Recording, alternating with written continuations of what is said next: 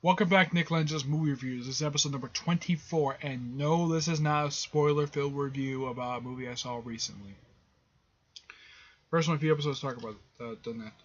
Alright, the movie I'm talking about in this one is Predator 2. Yes, Predator 2.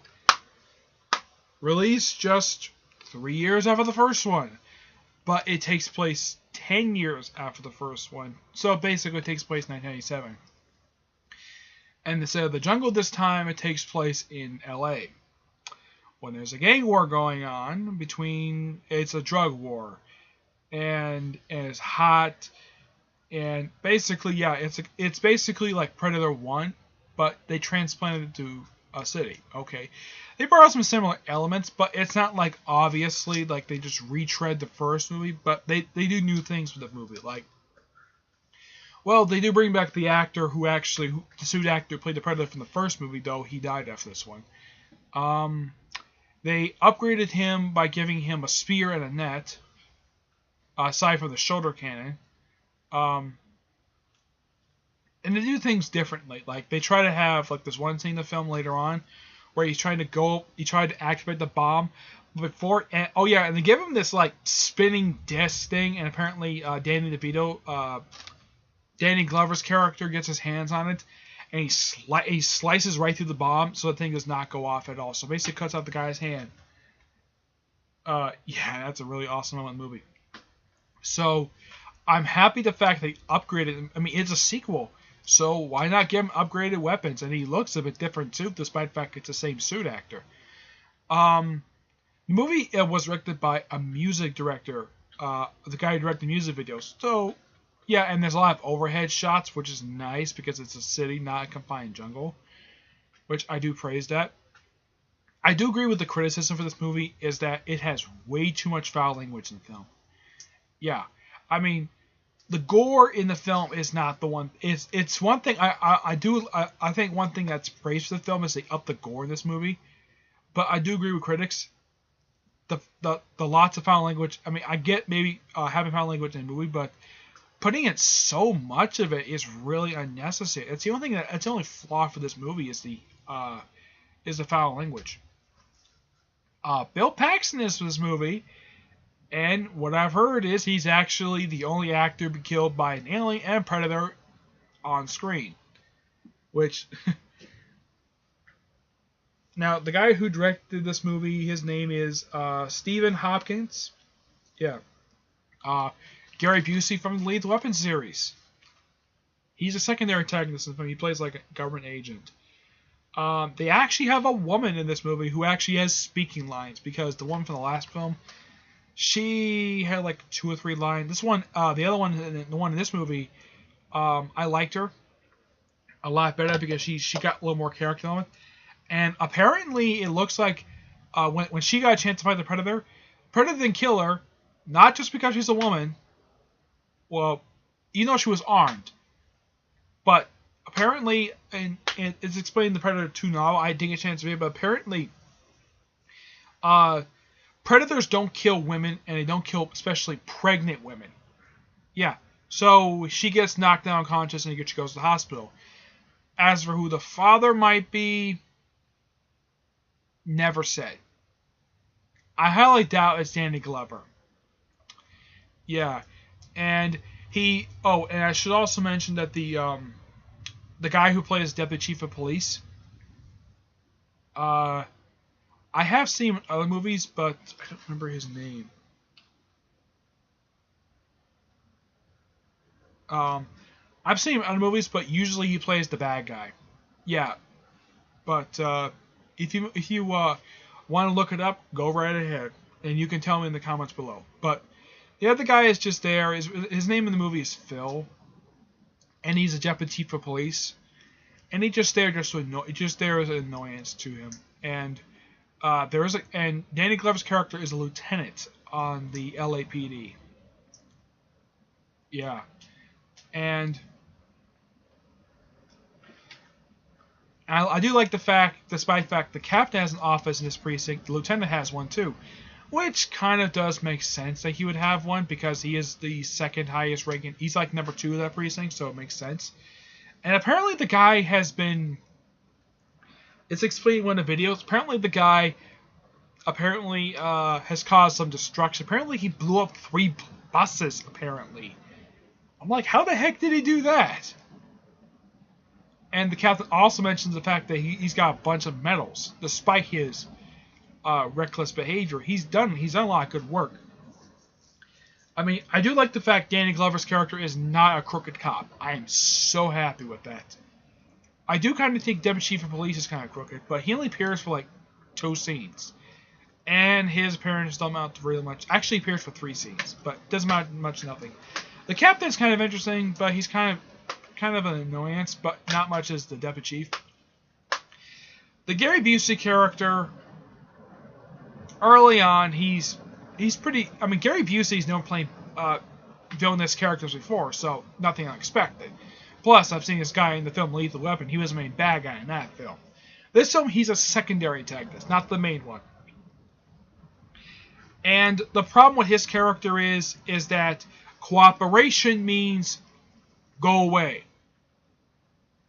Cooperation works both ways.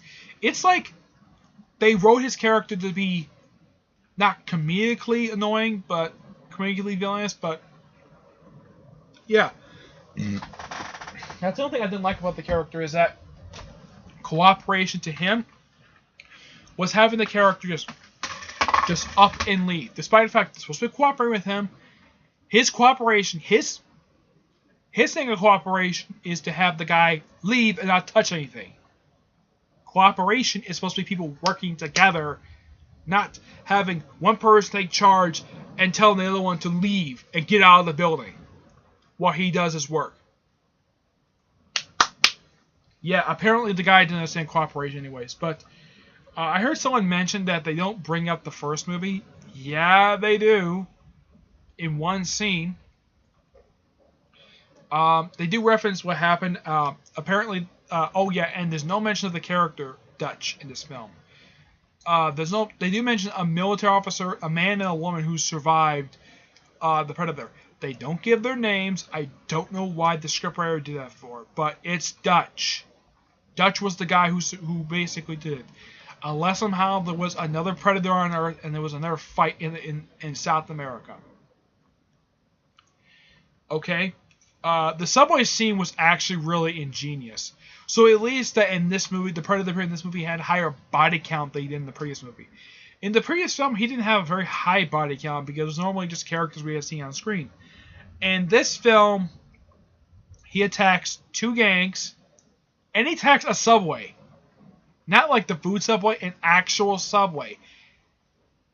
You want to know why? Because they all carry guns. I thought that was kind of funny that the whole subway car all had guns to stop these 2 people who apparently this guy they were trying to rob. Apparently he kept a gun in his suitcase. His briefcase, okay? Yeah, and the Predator just swoops out of nowhere, slices up the place, kills Bill Paxton. Of course, he takes his head as well. Yeah, apparently Predators love beheading people.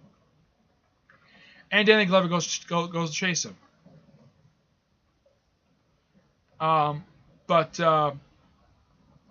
Yeah, so he keeps the whole beheading thing. Yeah, there was this one voodoo priest who apparently was like, apparently they call him King Willie. And apparently he's apparently all the voodoo tribes basically obey him.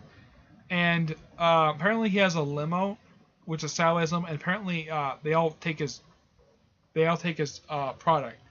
And the thing is full of lots of smoke. Lots of it.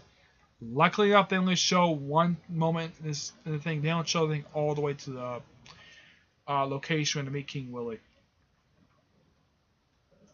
He does give a little bit of information, but not a lot of it about the Predator. But I'm glad the fact the guy actually knew kind of what the Predator is. Even though, yeah, this guy is mentioned frequently prior to this, and he only gets this one scene. Then after Danny Glover leaves, he apparently fights the Predator off screen and loses. Apparently loses his head. Okay. Yeah. So, yep. As for, yeah, and apparently, yeah, this is quite weird. Apparently, Gary Busey's team took all the Predator's victims from the county morgue without permission, and the only thing they were allowed to keep was a partial sample. They took everything, and the county coroner is not happy with him at all. So apparently, the only thing allowed to keep is that one piece of metal that the officer who died in the movie, who got killed by the first one to get killed by the Predator, apparently kept like a little thing that he found in the air vent in this weird apartment. Yeah, and apparently this person's called the Crack King, and when he's first seen, he is having sex with his girlfriend.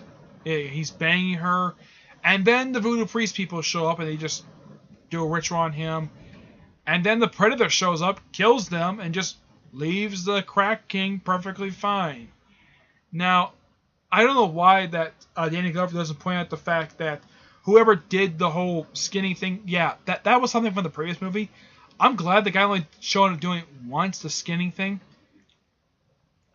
But, yeah, Gary Busey's character, the one thing I didn't like about him is that he didn't explain anything to the main characters at all. He explained almost nothing until like toward the end of the film, where he explained about the whole story of the previous movie and the fact he got a chance to fight the Predator. He saved Danny Glover, and Danny chased into his actual spaceship, which apparently was kept in a drainage pipe, a large one of that.